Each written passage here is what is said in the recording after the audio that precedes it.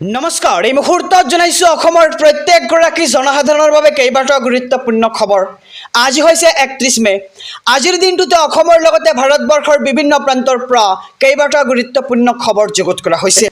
এই মুহূৰ্তত জনাইছো আজিৰ প্ৰথমটো খবৰেই ৰাজ্যবাসীৰ বাবে এটা ডাঙৰ খবৰ। ৰাজ্যত বানৰ বিভীষিকাময় পৰিৱেশ, বৰাকৰ কেইবাটাও প্ৰান্ত পানীৰ তলত, বিপদসীমাৰ ওপৰেৰে বৈ আছে বৰাক নদী। শিলচৰ চহৰৰ বাবে নামি আহিছে ভাবুকি। কুশিয়াৰা চিংলা নৈৰো বিভীষিকাময় ৰূপ আৰু বানত মৃত্যু হৈছে এতিয়ালৈকে 2জনকৈ লোকৰ। দবকা হোজাই অঞ্চলতো বানৰ প্ৰভাৱ দেখিবলৈ পোৱা গৈছে। লগতে পশ্চিম কাৰ্বি আংলঙৰ এটা প্ৰান্তত যুৱতীক উটুৱাই নিলে বানে আৰু 6 নং ৰাষ্ট্ৰীয় ঘাইপথৰ এটা প্ৰান্ত উটুৱাই নিছে এইবাৰ বানে আৰু অন কেমেৰা এজন ব্যক্তিক উটুৱাই নিয়ে বানে। আৰু কপিলি আৰু হাৰিয়া নদীৰ বৃদ্ধি পাইছে জলস্তৰ আৰু কামৰূপত মাথাউৰি ছিঙি খৰাখৰে সোমাইছে পানী। ভূটানতো হৈ আছে মুছলধাৰ বৰষুণ আৰু ভূটানে যদি পানী এৰে তেন্তে অসমত আহিব এক ভয়ংকৰ পৰিৱেশ, কিয়নো এবাৰ ভূটানে কৈছে যে যদি পানী এৰি দিয়ে তেন্তে নামনি অসমৰ কেইবাটাও জিলা পানীত বুৰ যাব পাৰে। লগতে মণিপুৰতো প্ৰলয়ংকাৰী বান দেখিবলৈ পোৱা গৈছে আৰু আগন্তুক 3 পৰা 4 দিনলৈ অৰেঞ্জ এলাৰ্ট জাৰি কৰা হৈছে কেইবাখনো জিলাত। আৰু সাৱধান হৈ থাকক পৰিয়াৰ ৰাইজ। আৰু ডিমা হাছাও আৰু কাৰ্বি আংলঙতো বানৰ জটিল ৰূপ দেখিবলৈ পোৱা গৈছে আৰু কেইবাটাও প্ৰান্তত বানে ভাঙিছে মাথাউৰি।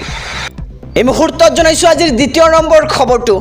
ৰাজনৈতিক প্ৰেক্ষাপটত এটি ডাঙৰ খবৰ। আগন্তুক 4 জুনৰ পিছত জনতাই বাই বাই দিব বিজেপিক আৰু 150খনো আসন লাভ নকৰিব বিজেপিয়ে। বহী কলম উলিয়াই লিখি ৰাখক আপুনি এই কথা।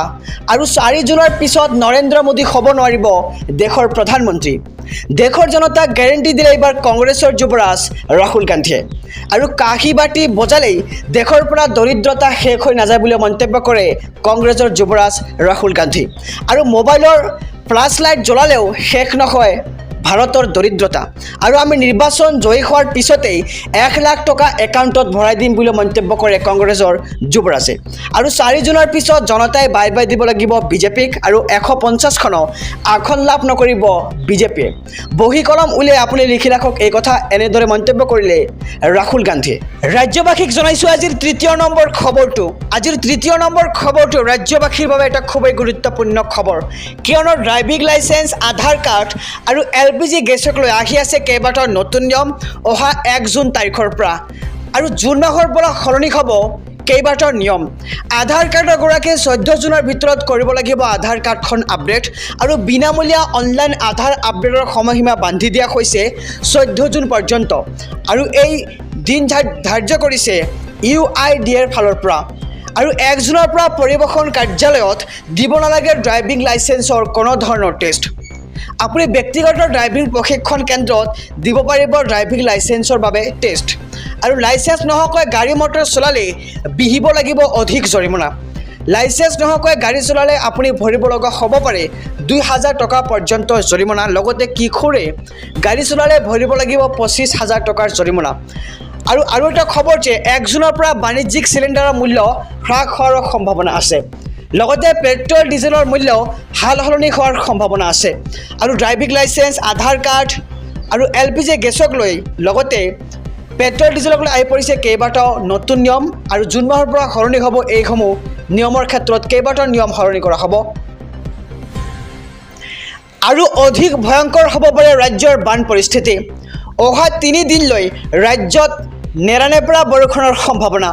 বৰঝাৰস্থিত বতৰ বিজ্ঞান কেন্দ্ৰই জাৰি কৰিছে সতৰ্কবাণী। 2 জুন পৰ্যন্ত ৰাজ্যৰ বিভিন্ন প্ৰান্তত ধুমুহা বৰষুণৰ সম্ভাৱনা। আজিৰ দিনটোৰ বাবে 11খন জিলাত অৰেঞ্জ এলাৰ্ট জাৰি কৰিছে বৰঝাৰ আঞ্চলিক বতৰ বিজ্ঞান কেন্দ্ৰই।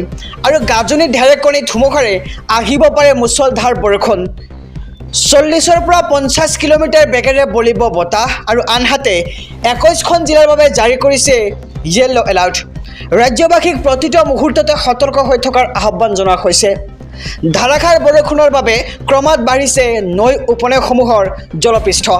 আৰু আগবাৰিষাতে ভয়ংকৰ বানত বুৰিছে ৰাজ্যৰ বিভিন্ন প্ৰান্ত। আৰু অধিক ভয়ংকৰ হ'ব পাৰে ৰাজ্যৰ বান পৰিস্থিতি। এই মুহূৰ্তত জনাইছোঁ আজিৰ 5 নম্বৰ খবৰটো।